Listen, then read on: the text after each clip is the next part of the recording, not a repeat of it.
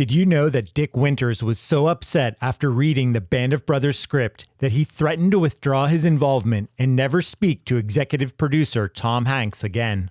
Dick Winters' objections in part stem from his strict religious upbringing. If you recall, in episode 2 of the HBO miniseries, Sergeant Bill Garnier refers to Winters as being a Quaker. Winters overhears the remark and later clarifies by telling the men, "I'm not a Quaker." As Winters walks away, Garnier jokes to the others, if he's from Lancaster County, he's probably a Mennonite. In reality, Winters was a Lutheran Christian who, in his memoir, admitted to being influenced by Mennonite and Amish traditions in his upbringing in Lancaster County, Pennsylvania. In fact, Dick Winters' mother had come from a Mennonite family, and those values were instilled in him growing up. This included his resistance to partake in various vices like drinking, smoking, swearing, and gambling, which is emphasized in the series.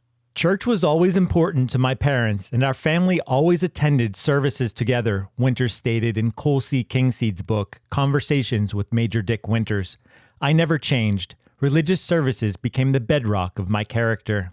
Though Dick Winters mostly praised the HBO miniseries, he did raise certain objections during its production. In addition to his issues with various historical inaccuracies in Band of Brothers, he expressed disappointment with the amount of profanity, a concern he also had with the Stephen Ambrose book. I tried to delete the obscenities and the F-word, he told the Patriot News with regard to the 1992 book. While Ambrose largely obliged and kept the profanity in the book to a minimum, Winters didn't have quite as much success when it came to the making of the HBO miniseries. The producers, writers, directors, and the actors were all contributing their little part, Winters recalled in a 2003 interview. And as far as I could see, the only part they were contributing was the F-word, and they kept using it more and more and more, and it was unforgivable. In the Dick Winters biography, Biggest Brother, he says that while the real-life men of Easy Company were quite familiar with the word and used it, they didn't use it nearly as much as Band of Brothers depicts. Winters became so upset over the usage of the F-word that he penned a stern letter to Tom Hanks, stating in part that he didn't want boys and girls who watched the series to think it's acceptable to use profanity. He told the head writer, Eric Jendresen, "This will be going into the homes. You're going to want to show it to school children. You don't have to see how tough you are." Hanks phoned Winters to smooth things over. The two men discussed the use of foul language in the script for nearly 30 minutes. Hanks attempted to hold his ground and basically told Winters that he disagreed with him and that they weren't going to change the script. Winters responded by telling Hanks that he would be left with no choice but to stop talking to him. "I can shun you," he told Hanks, informing him that in Mennonite country, they don't sue each other or throw a fit when something happens that they don't like. They simply cut the other person off and stop having anything to do with them. This meant that Winters was also prepared to cut ties with the project as well. He followed up their phone conversation with a more strongly worded letter outlining his stance. He felt the harsh language was a distraction from being able to effectively tell the story and get the message of Easy Company across. A week later, Hanks again phoned Winters. "We're going to make the changes you asked for," he told Winters. The profanity in the script was scaled back, especially the use of the F-word. Winters had scored a partial victory, but the battle wasn't over. While they scaled down the use of the F-word, there was still a scene in the script that depicted the actual sex act itself. The sex scene with nudity was in episode 9. Private John A. Janovic, portrayed by Tom Hardy, was scripted to be in bed with a German girl, played by Isabella Seibert.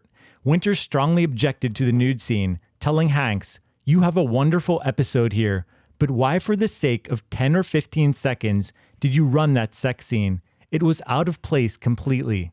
Hanks reminded him, "You have to remember it was a true story." "No matter," Winters responded. "It was an episode that could be shown in any school, any place, any time, or any living room while your children are watching. Then you see that, and bam, for any normal person, you've just ruined it." Winters again took his protest directly to screenwriter Eric Jendresen, but this time, nobody budged. The scene made it into the final cut. As for his own character, portrayed by Damian Lewis, Winters successfully made sure that not a single strong swear word came out of his mouth in the series. The worst we hear from him is several uses of the word damn, and then while he's dealing with the shock of seeing a concentration camp, he tells Lewis Nixon, "Find Spears and figure out how the hell to get them some food." In the end, Dick Winters said that he was happy with how Band of Brothers turned out. I objected to the amount of profanity in the series and the one gratuitous sex scene when Easy Company arrived in Germany, but overall, I was very pleased with the finished product. He ended by saying, "I was particularly pleased that so many men finally received recognition for what they accomplished during the war."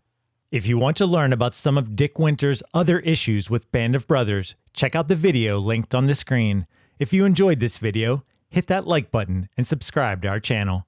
Anchors away, my friends.